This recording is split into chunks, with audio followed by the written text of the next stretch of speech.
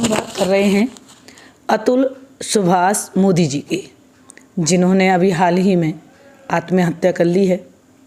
और बहुत दुखद बात है कि हम किसी के सताने पर अपना विवेक खो देते हैं, अंदर से इतने परेशान हो जाते हैं कि हम अपनी सोचने समझने की शक्ति को खो देते हैं और ये लगने लगता है कि अब हमें दुनिया से कोई लेना देना नहीं है।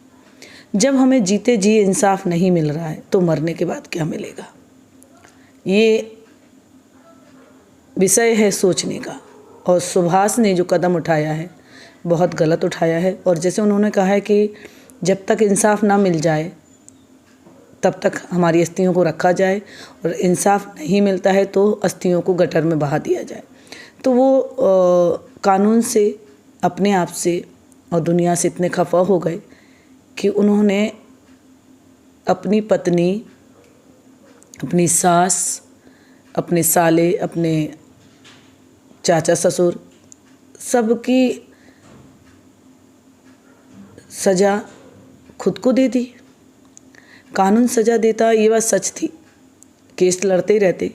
अगर जज साहिबा हंस गई, और जज साहिबा को हंसना नहीं चाहिए, एक जज को तो नहीं हंसना चाहिए, वो भी किसी की मौत की अवहेलना कोई कर रहा है या किसी मौत के लिए बोल रहा है कि भाई तुम मर जाओ, तो पत्नी को डांटना चाहिए उस समय कि तुम बोल क्या रही हो कानून में खड़े होकर।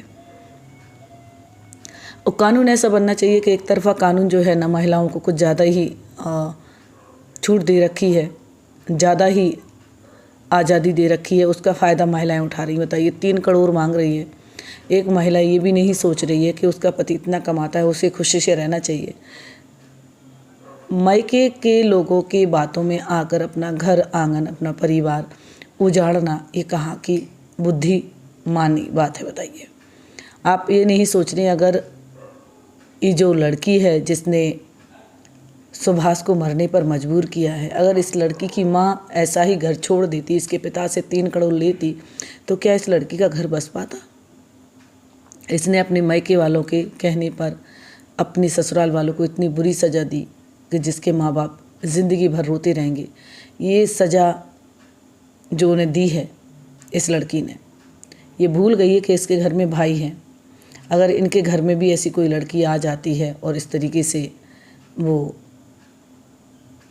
इनके माँ बाप से ऐसा ही पैसा मांगे तो क्या बीतेगी, और ऐसा ही भाई इसका सुसाइड कर ले तो फिर किस पर क्या बीतेगी। किसी के दौलत देख के अपना घर आंगन, अपना परिवार चलाना, ऐसे माँ बाप में कैसे सोच लेते हैं कि खुद की बेटी का घर उजाड़ कर कैसे खुश हो लेते हैं। सुभाष ने मरते समय एक गिफ्ट के तौर पर कहें या वसीयत कहें या जो भी कि उन्होंने किया है, क्योंकि उन्होंने कहा है कि 18 साल का उनका बेटा हो जाए, जब उसको खोले वो तो नेचुरल है कि वो अपनी सारी संपत्ति उसके ही नाम करके गए होंगे, जिस तरीके से उन्होंने बात लिखी है। लेकिन सुभाष जैसे कई अभी केस ऐसे चल रहे हैं कोर्ट में, और उन पर बहुत सोच समझ कर निर्णय देना चाहिए, देखना चाहिए गलती कहाँ से है। एक टीम बैठाना चाहिए, गठित कीना चाहिए, जिससे देखा जाए कि गलती कहाँ से हो रही है। ऐसा ना हो कि कोई पैसों के चक्कर में आकर अगले बच्चे की जान चली जाए, अगले इंसान की जान चली जाए, चाहे वो लड़का हो चाहे वो लड़की हो। अधिकतर कोर्ट केस में लड़कियां नहीं मरती, लड़के ही मरते हैं, क्योंकि उन्हें झूठा फंसा दिया जाता है। लड़की हमेशा वो काम करती है जिसे कभी सोचा नहीं जा सकता। दूसरे के घर में आकर एक लक्ष्मी के रूप में उससे प्रवेश करती है, लेकिन वो लक्ष्मी बन जाती है। घर के परिवार के लोग किस तरीके से गृह प्रवेश कराते हैं, कितना प्यार से उसे घर में आगमन कराती हैं, और उसकी नज़र जब बदलती है तो घर बर्बादी की तरफ चला जाता है। सो मैं आप सभी से कहूँगी कि आप सब ऐसा बिल्कुल ना सोचें।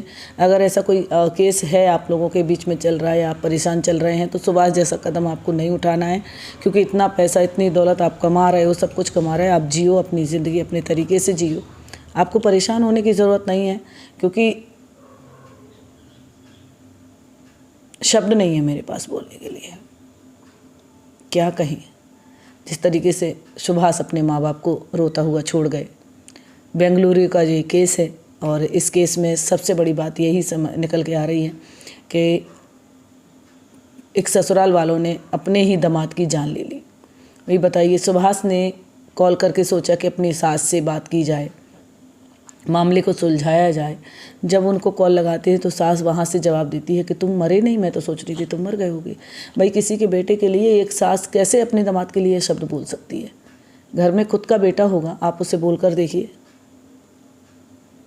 वहाँ से सुभाष जी कहते हैं अगर मैं मर जाऊँगा तो पैसे कौन देगा? तो वो सास कहती है कि भाई तुम मर जाओगे तुम्हारा बाप देगा, क्योंकि उसका तो हक लगता है, तुम्हारी पत्नी है वो।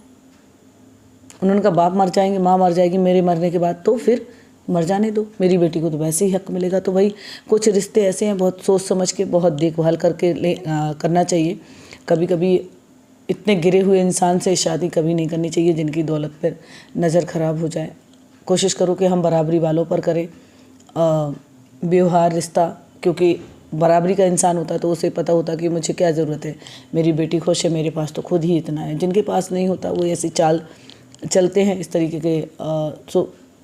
सो आप सभी से मैं कहना चाहूँगी कि मैं जब भी आप लोगों की वीडियो बनाती हूँ तो मैं इस सोच की वीडियो बनाती हूँ कि आप लोग अपनी ज़िंदगी की रक्षा करें। कहीं केस चल रहे हैं तो केस में ये ना सोचे कि हम हार गए हैं या हम नहीं जीतेंगे। बिल्कुल जीतोगे, आप सही हो तो जीतोगे, और अपनी जान देने की ज़रूरत नहीं है, क्योंकि जब आप जीते जी इंसाफ नहीं ले पाए तो मरने के बाद क्या उम्मीद रखोगे कि आपके लिए कौन केस लड़ेगा? ऐसा मत करो। आपको अपनी लड़ाई खुद लड़नी होगी। गलत को गलत साबित करने की पूरी कोशिश करो। अगर गलत है इंसान तो इंसाफ होगा। अगर ऐसा होता तो आपने देखा होगा कि कहाँ महाभारत में कौरव और कहाँ 5 पांडव, लेकिन जीत इंसाफ की हुई। महाभारत जरूर हुई पर इंसाफ की जीत हुई। ऐसा नहीं है, कोई भी आप इतिहास उठाकर देख लो, हर इतिहास में वो व्यक्ति जीता है, चाहे वो लाखों की तादाद में लोग हों और 2 लोग हों, अगर वो सही हैं तो वो जीते हैं। चाहे भगवान राम या सीता को देख लीजिए, सीता को अगर रावण ने नहीं दिया तो क्या राम जी ने सुसाइड किया था? क्या नहीं किया था ना, लड़ाई लड़ी उन्होंने। तो ऐसे हिम्मत नहीं हारना है। मेरा मकसद किसी का दिल दुखाना नहीं है, कोई ग्रंथ को लेकर टिप्पणी करना नहीं है, किसी की तुलना राम से करना नहीं है। लेकिन ये बताने वाली बात है कि आपको अगर ऐसा लगता है कि आप परेशान हो लाइफ में तो क्या करें, बस मरना ही एक समाधान है तो नहीं। अपने घर वालों से बात करो, डॉक्टर से डिस्कस करो कि मुझे मरने के थॉट आ रहे हैं, मैं मरना चाहता हूँ, मुझे बुरे बुरे से ख्याल आ रहे हैं, मन बहुत परेशान है, विचलित है, गुस्सा आ रहा है, तो आपको दवाई मिलेगी। ऐसा नहीं है कि किसी चीज़ की दवाई नहीं मिली हो, ना बनी हो। तो आप एक बार डिस्कस करो डॉक्टर के पास जाकर कि मुझे इतनी तरीके से टॉर्चर हूँ मैं अंदर से, मुझे ऐसी ऐसी फील महसूस हो रही है, तो आपको दवाई मिलेगी, आप अच्छा सा रिलैक्स महसूस करोगे। एक बार मेरी वीडियो देखो, आप जैसा आप फील कर रहे हो वैसा एक बार उस व्यक्ति से बोलकर देखो। बात नहीं बनती तो डॉक्टर से ज़रूर मिलो। डॉक्टर से मिलकर आप बोल सकते हो कि मुझे कैसे कैसे मन में ख्याल आ रहे हैं। आपका ख्याल बदलेगा, आप अच्छे हो जाओगे, आप आगे की लड़ाई लड़ने के लिए तैयार रहोगे। लेकिन मरना समाधान नहीं है, एक के मरने से पूरा परिवार मर जाता है। सो प्लीज़ अपने को हार्म नहीं पहुंचाना है। वीडियो अच्छी लगे तो शेयर करें, कमेंट करें, कहाँ से वीडियो देख रहे हैं ये ज़रूर बताएं, चैनल को सब्सक्राइब करें।